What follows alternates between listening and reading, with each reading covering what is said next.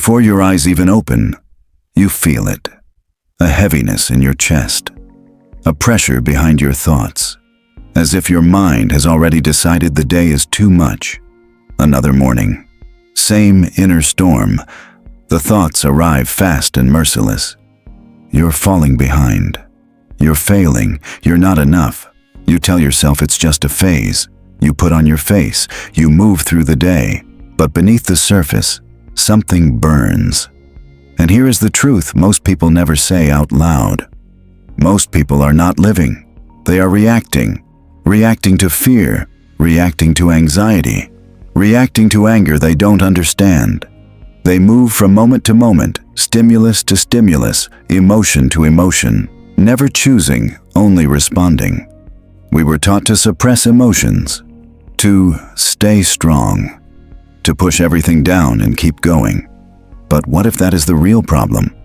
What if everything we were taught about managing the mind is backward? The Stoics never taught escape from emotion. They taught clarity. Marcus Aurelius wrote, "You have power over your mind, not outside events. Realize this, and you will find strength." So why do we spend our lives trying to fix the external world, while letting our inner world decay? This is not a video meant to comfort you. It is meant to challenge you, because until you face what controls you, you will never be free. Part 1. Fear. The quiet architect of a small life. Fear does not always announce itself. Sometimes it doesn't roar. It hums, soft, persistent, reasonable. It disguises itself as caution, as intelligence, as thinking things through. Fear moves into your decisions quietly. It shapes what you say, what you avoid, what you tolerate, what you walk away from without explanation. It convinces you that silence is safer than truth, that waiting is wiser than acting, that avoiding pain is the same as avoiding failure. So you don't make the call, you don't start the conversation, you don't take the first step. You hesitate long enough for opportunities to disappear, for connections to fade, for dreams to collect dust. Fear whispers that it is protecting you from embarrassment, from rejection, from disappointment. But in truth, fear is protecting you from becoming who you are meant to be. Over time, saying no becomes automatic. You stop needing reasons. Eventually, you call it your personality, but it is not who you are. It is who fear trained you to be. The tragedy is that most people never realize this until years have passed, until regret replaces hope. They look back and wonder how life became so small, so repetitive, so painfully safe. Fear never calls itself fear. It says, "You're just not ready." It says, "Let's wait for the right moment." But the right moment never comes because fear makes sure of it. You begin measuring life by what you preserved instead of what you experienced. You protect your image, your pride, your comfort, and you lose momentum, depth, joy. Marcus Aurelius warned us of this cost when he wrote, "It is not death that a man should fear, but never beginning to live." Fear does not just steal action, it steals aliveness. And if you are not careful, you will accept a quiet life and call it peace. But it is not peace, it is paralysis. Part 2. Meeting fear without obeying it. The shift does not begin by pretending fear is not there. It begins the moment you admit it is, the moment you stop running, the moment you look fear directly in the eye and ask, "What are you actually trying to protect me from?" That question breaks the spell, because most fear is not about real danger. It is about perceived threat, and that threat is almost always emotional. Rejection, looking foolish, being misunderstood. None of these will destroy you. What destroys people is the slow ache of a life unlived, the weight of wondering what might have been. Fear never tells you that avoiding failure also means avoiding growth. It never tells you that protecting your image may require sacrificing your authenticity. It never tells you that in trying not to be disappointed, you will end up disappointing yourself, slowly and repeatedly. Fear is not the enemy. It is a messenger. But listening does not mean obeying. You can feel fear and still move forward. You can carry it without letting it lead. Epictetus said, "No man is free who is not master of himself." Unchecked fear becomes the master. It writes the script. It defines the limits. It decides the shape of your life. And the longer it runs the show, the more normal tension begins to feel. Heavy, careful, guarded.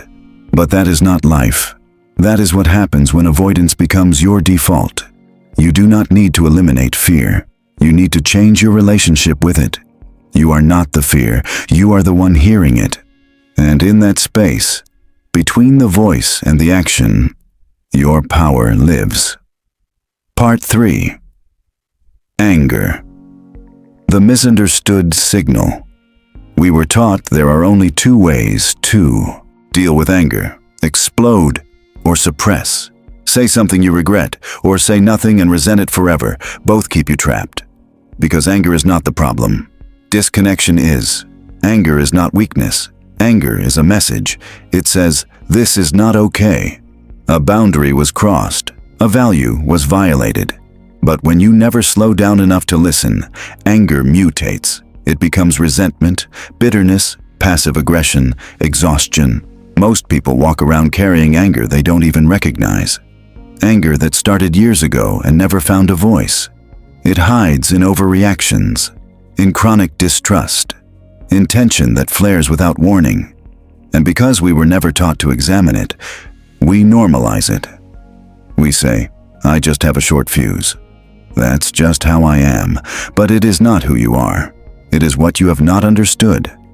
Seneca wrote, anger, if not restrained, is often more harmful to us than the injury that provokes it. Anger is powerful, and anything powerful that is misunderstood becomes dangerous. You do not need to fear anger. You need to get curious about it. Ask, what part of me is hurt? What expectation was violated? What fear is hiding beneath this fire?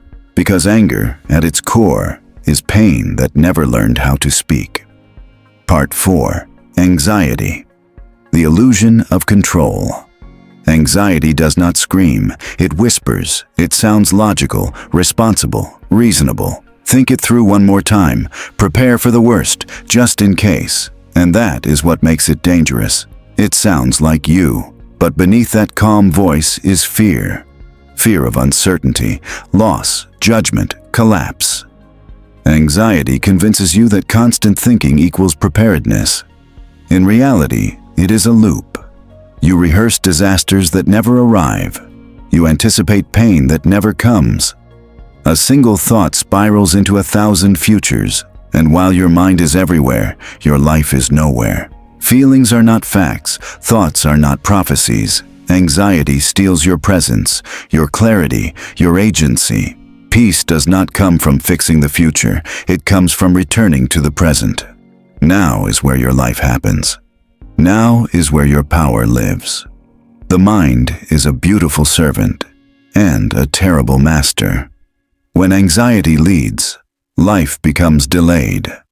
Aristotle said, courage is the first of human qualities because it guarantees all the others. Courage is not the absence of fear. It is action in its presence. Part 5. You are not your emotions. This truth changes everything. You are not your emotions. You experience them, but they are not you. Shame does not mean you are broken. Fear does not mean you are weak. Anger does not mean you are dangerous. They are signals, not commands. When emotions are mistaken for identity, they control behavior. But when they are observed, they inform wisdom. Think of the sky. Storms pass through it, but the sky remains.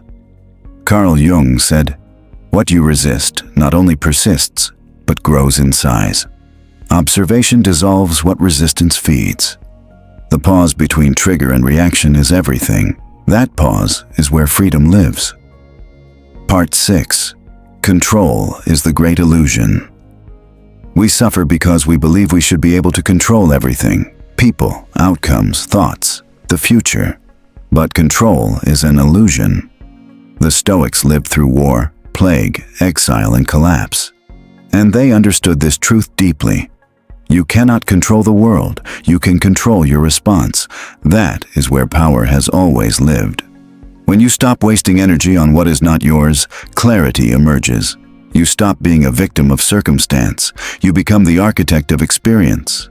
Mastery does not arrive all at once. It is built in moments, small pauses, quiet choices, subtle awareness. You do not need to fix everything today. You only need to do one thing: pause before reacting, breathe before speaking, choose before acting. That is how mastery begins, not with perfection, but with presence. And every moment you choose awareness over reaction, you are not just changing behavior, you are changing destiny.